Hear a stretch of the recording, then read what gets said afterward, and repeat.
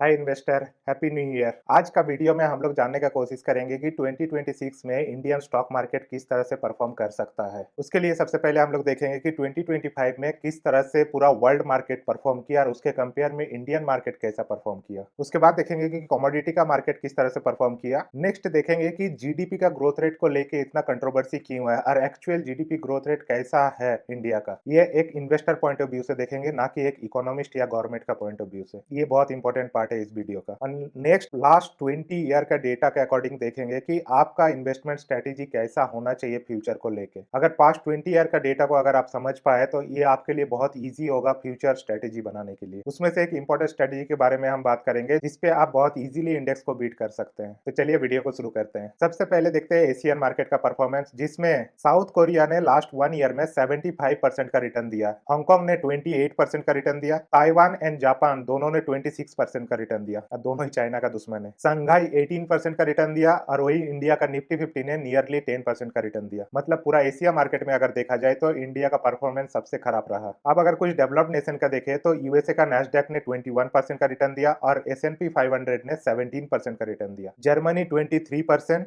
और UK 22% and France ने 11% का रिटर्न दिया। तो इससे यह पता चल रहा है कि इंडिया एक डेवलपिंग नेशन होने के बावजूद डेवलप्ड नेशन इंडिया से बेटर परफॉर्मेंस किया स्टॉक वाइज लास्ट 1 ईयर में। वही अगर कमोडिटी देखे तो सिल्वर ने 150% का रिटर्न दिया, प्लेटिनम ने 123% रिटर्न, गोल्ड ने 65% का रिटर्न दिया एंड कॉपर ने 42% का रिटर्न दिया। तो कमोडिटी का रिटर्न इस साल देख के तो सारे स्टॉक मार्केट फेल हो चुके हैं। नेक्स्ट आ जाते हैं इंडिया का जीडीपी ग्रोथ रेट। देखो आईएमएफ या इस तरह का बहुत सारा वर्ल्ड बैंक वगैरह इंडिया का जीडीपी ग्रोथ रेट या कैलकुलेशन को लेके काफी सारे सवाल उठाए कि इंडिया का बेस ईयर गलत है और इंडिया का जीडीपी का ग्रोथ रेट इतना ज्यादा नहीं है। लेकिन मैं फिर भी गवर्नमेंट का डेटा को अगर सच भी मान लेता हूँ तो भी एफआईएस क्यों यहाँ पर इतना ज्यादा सेल ऑफ कर रहा है, जबकि इंडिया वर्ल्ड का फास्टेस्ट ग्रोइंग कंट्री है तब भी। इसका देखो एक मेरा पर्सनल एनालिसिस है। ये देखिए, एक इन्वेस्टर है जिसके पास ऑप्शन है कि दुनिया में किसी भी कंट्री में जाके वो इन्वेस्ट कर सकता है। अब उस इन्वेस्टर को अगर किसी भी कंट्री का ग्रोथ देखना है तो ऑब्वियसली वो डॉलर के टर्म पे देखेगा ना, क्योंकि उसको तो 50 कंट्री में इन्वेस्ट करना है। अब देखो उसके पास ऑप्शन है कि जो यूएसए है वो 2% का जीडीपी ग्रोथ से ग्रो कर रहा है और यूएसए का ग्रोथ डॉलर के टर्म पे ग्रो हो रहा है। इंडिया का जो ग्रोथ है वो रूपी के टर्म पे ग्रो कर रहा है। तो अब देखो उस इन्वेस्टर का पॉइंट ऑफ व्यू से देखो, जो हम लोग बोलते रहते हैं ना कि एफआईएस क्यों इंडिया से छोड़ के भाग रहा है, रीजन ये है कि इंडिया में जब वो देखता है कि 8% का ग्रोथ है, लेकिन वो जब डॉलर को कन्वर्ट करता है रूपी में तो उसको 6% का डिप्रिसिएट हो जाता है। तो अगर डॉलर के टर्म पे इंडिया का ग्रोथ रेट देखा जाए तो 8% का ग्रोथ रुपीस के टर्म पे और 6% का डिप्रिसिएट रुपीस में है। तो डॉलर के टर्म पे एक्चुअल में इंडिया 2% का ग्रोथ रेट से ग्रो कर रहा है। तो क्या ये कहना गलत है होगा कि यूएस भी डॉलर के टर्म पे 2% से ग्रो कर रहा है और इंडिया भी डॉलर के टर्म पे 2% से ग्रो कर रहा है? तो जब एक एफआईएस को ये दिखेगा कि यूएस और इंडिया सेम ग्रोथ रेट से ग्रो कर रहा है, एक डेवलप्ड इकोनॉमी है, एक डेवलपिंग इकोनॉमी है, तो आपको नहीं लगता कि वो ज्यादा प्रेफरेंस वो यूएस को ही देगा कंपेयर टू इंडिया? जबकि इंडिया के पास एआई जैसा टेक्नोलॉजी का कुछ भी एडवांटेज नहीं है। यूएस ऑलरेडी इतना ग्रोथ होने के बावजूद भी वो नए नए टेक्नोलॉजी पे काम कर रहा है। इसीलिए आप देखोगे यूएस का भी जितना ज्यादातर ग्रोथ ये लास्ट 1 ईयर का स्टॉक मार्केट में देखा गया, वो ज्यादातर कुछ टॉप का एआई कंपनीज की वजह से ही देखा गया। यही मेन रीजन है कि एफआईएस इंडिया में इन्वेस्ट नहीं कर रहे हैं, यहाँ से सेल ऑफ करके वो बाहर जा रहे हैं। तो अगर 2026 का अगर देखें तो अगर हम लोग का रूपी स्ट्रांग नहीं होता डॉलर के कंपेयर में तो एफआईएस यहाँ पर इन्वेस्ट नहीं करेंगे। इनफैक्ट जो निफ्टी 50 का 10% का रिटर्न हम लोग देख रहे हैं एक साल में, ये सिर्फ और सिर्फ एसआईपी की वजह से है। अगर लोगों ने एसआईपी करना बंद कर देता है तो ये 10% का रिटर्न भी नहीं दिखेगा।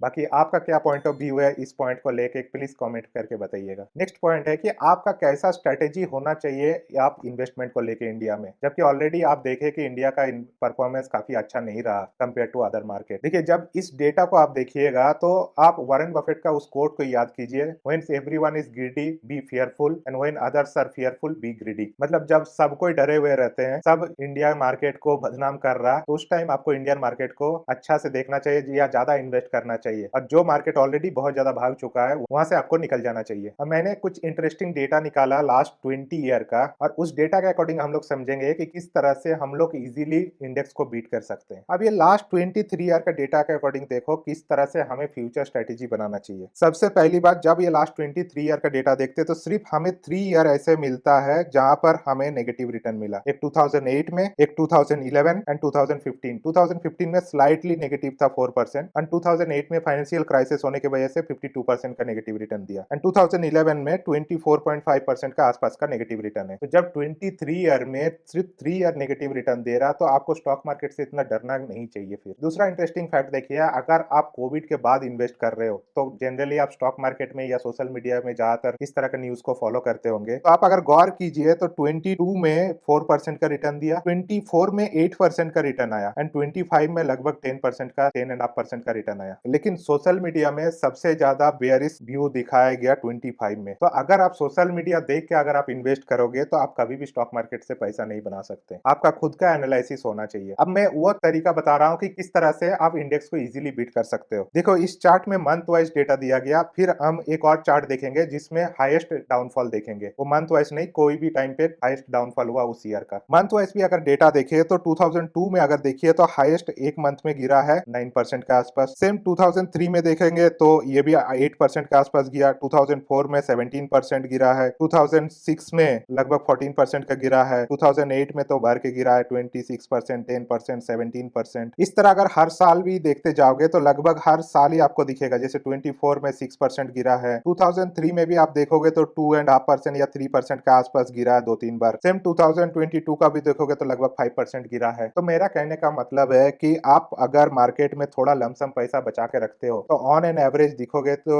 हर साल आपको कोई ना कोई मंथ में मौका मिलता ही है लमसम पैसा डालने का। उस कंसेप्ट को और अच्छे से समझने के लिए इस चार्ट को देखिए, जहां पर 1980 से लेके 2024 तक का डेटा है, जिसमें यह बता रहे हैं कि हर साल ऑन एन एवरेज 10 से 20% मार्केट गिरता ही गिरता है। और इसका एवरेज लिया गया इतने लगभग 40 टू 45 ईयर्स का। उसके अकॉर्डिंग देखिए ये आया एवरेज, ये जो लाइन दिख रहा है आपको, उसके अकॉर्डिंग लास्ट 45 ईयर में ऑन एन एवरेज 21% गिरा है। अब किसी साल देखिए 60% भी गिरा है, कभी 47 भी गिरा है, कभी 10% गिरा है, कभी 6 एंड 7% भी गिरा है, लेकिन ऑन एन एवरेज ये 21% गिरा है मार्केट हर साल। तो मान लेते हैं आप 20% का या 21% का एवरेज को आप प्रेडिक्ट नहीं कर सकते, लेकिन आपने अगर ये स्ट्रेटेजी बनाए कि मार्केट जब भी 10% गिरेगा तो मैं वहां पर कुछ हेवी अमाउंट डिप्लॉय करूंगा लमसम के तौर पे। 10 से अगर 12% गिरता तो और थोड़ा ज्यादा डिप्लॉय करेंगे, 15% होता तो और ज्यादा डिप्लॉय करेंगे, और मंथली जो एसआईपी कर रहे हैं उसको कंटिन्यू रखना है। इससे क्या होगा कि जो आप एसआईपी कर रहे हो वो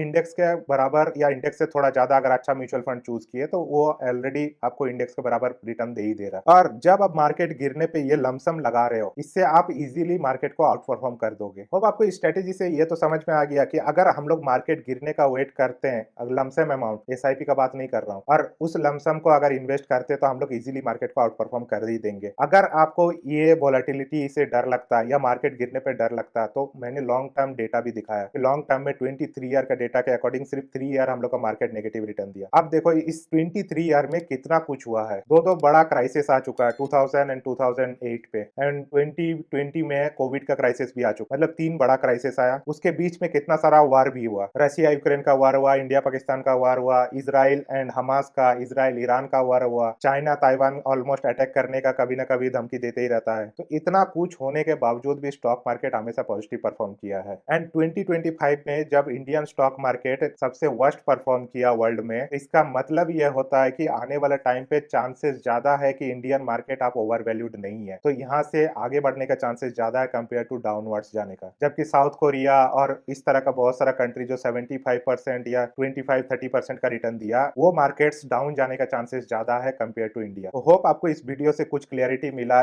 2026 किस तरह से इंडियन मार्केट परफॉर्म कर सकता है, आपका क्या स्ट्रेटेजी होना चाहिए। अगर आपको इस तरह का रिसर्च बैक वीडियो अच्छा लगता है प्लीज एक लाइक कीजिए एंड चैनल को सब्सक्राइब कीजिए। Thank you.